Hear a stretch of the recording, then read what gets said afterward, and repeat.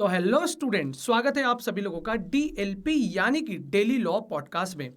आज हम लोगों ने चैप्टर नंबर 9 स्टार्ट किया और चैप्टर नंबर 9 का जो नेम है वो है तुम्हारा accounts of the company.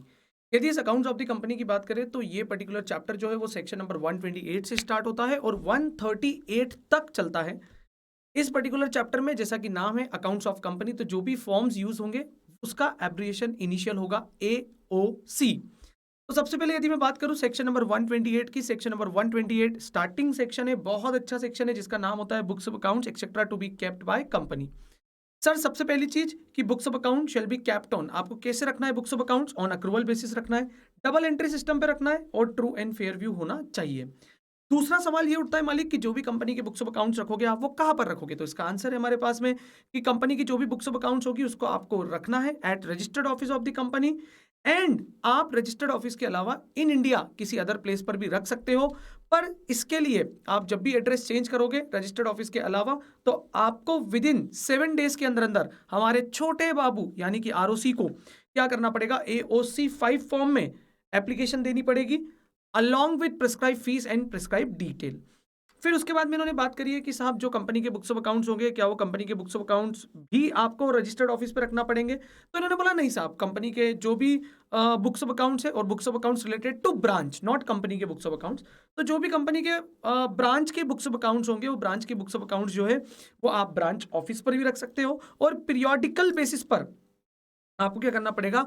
Registered office पर उसके स्टेटमेंट को वहां पर मेंटेन करना पड़ेगा। फिर उसके बाद बात आती है कि सर ये जो बुक्स ऑफ अकाउंट्स होंगे हमारे, ये बुक्स ऑफ अकाउंट्स हम लोग फिजिकल फॉर्मेट के साथ साथ क्या इलेक्ट्रॉनिक फॉर्मेट में भी मेंटेन कर सकते हैं क्या? तो इसका आंसर है यस, आप इलेक्ट्रॉनिक फॉर्म में भी बुक्स ऑफ अकाउंट्स को मेंटेन कर सकते हो। बट इसके लिए कुछ बातें जो हमको ध्यान रखना है कि जो भी ये बुक्स ऑफ अकाउंट्स होंगे ये एक्सेसिबल इन इंडिया होना चाहिए फॉर सब्सिक्वेंट रेफरेंस। फिर यहाँ पर इन्होंने बोला है साहब कि आप जो भी अकाउंटिंग सॉफ्टवेयर यूज करोगे उस अकाउंटिंग सॉफ्टवेयर में ऑडिट ट्रेल और एडिट लॉग की फैसिलिटी होनी चाहिए। और ये जो भी ऑडिट ट्रेल और एडिट लॉग्स होंगे, ये ऑडिट ट्रेल और एडिट लॉग्स जो है वो डिसेबल ऑप्शन नहीं होना चाहिए, वो हमेशा इनेबल्ड ऑप्शन पे होना चाहिए।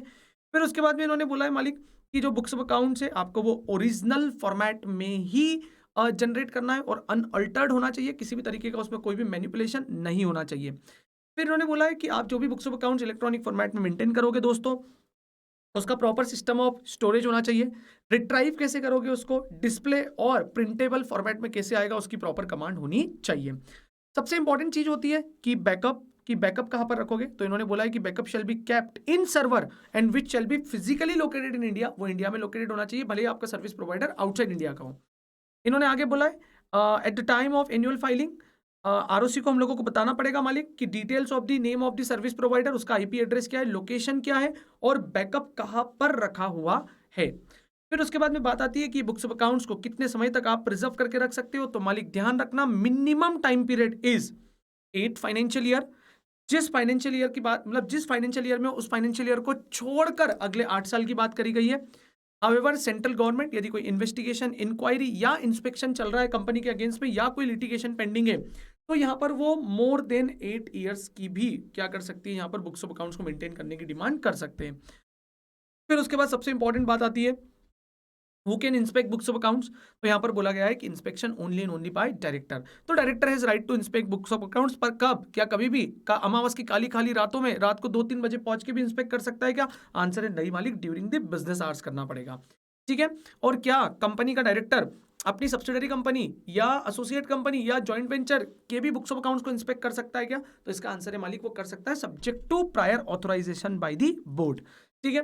फिर उसके बाद इन्होंने बोला है कि inspection of information at branch office, क्या वो ब्रांच ऑफिस यदि फॉरेन में सिचुएटेड है तो क्या फॉरेन ब्रांच के भी बुक्स ऑफ अकाउंट्स को इंस्पेक्ट कर सकता है क्या?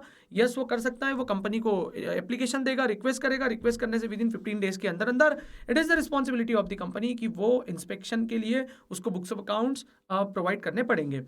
साहब इसके बाद में यहाँ पर आता है कि person responsible to maintain books of accounts, कौन कौन ऐसे ऑर्गेनाइजेशन में इंसान होंगे जो बुक्स ऑफ अकाउंट्स को मेंटेन करने के लिए रिस्पॉन्सिबल है? तो भाई साहब बात आती है सबसे पहले MD managing director, WTD whole time director in charge of finance. फिर उसके बाद बात आती है सीएफओ। फिर उसके बाद में कोई भी ऐसा पर्सन जिसको कंपनी के बोर्ड ऑफ डायरेक्टर ने ऑथराइज किया हुआ है इस पर्टिकुलर सेक्शन के तहत कंपनी के बुक्स ऑफ अकाउंट्स मेंटेन करने के लिए, तो वो पर्सन यहाँ पर रिस्पॉन्सिबल होंगे to maintain the books of accounts. आगे इन्होंने बोला है इन केस ऑफ कॉन्ट्रावेंशन, यदि सेक्शन नंबर 128 का कॉन्ट्रवेंशन हो गया तो यहाँ पर फाइन लगेगा। मिनिमम कितना होगा 50,000, मैक्सिमम कितना होगा विच में भी एक्सटेंड अप टू 5 लाख। तो ये एक बेहतरीन और बहुत अच्छा सेक्शन है। इसको हम लोग सेक्शन नंबर 128 यानी कि books accounts etcetera to be kept by company के नाम से जानते हैं। तो इस पॉडकास्ट में इतना ही दोस्तों, बाकी का डिस्कशन करेंगे नेक्स्ट डीएलपी में। तब तक के लिए टेक केयर, वर्क हार्ड, जय हिंद।